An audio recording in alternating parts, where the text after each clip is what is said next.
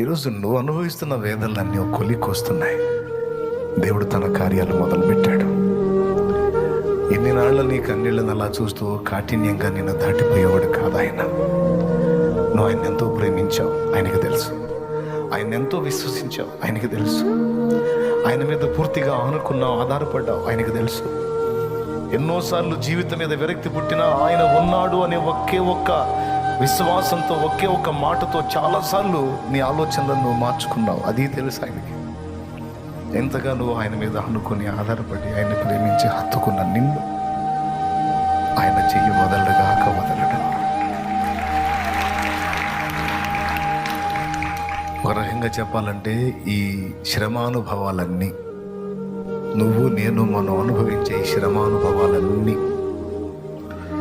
అనేక మంది దీవెన కొరకు వస్తాయమ్మా.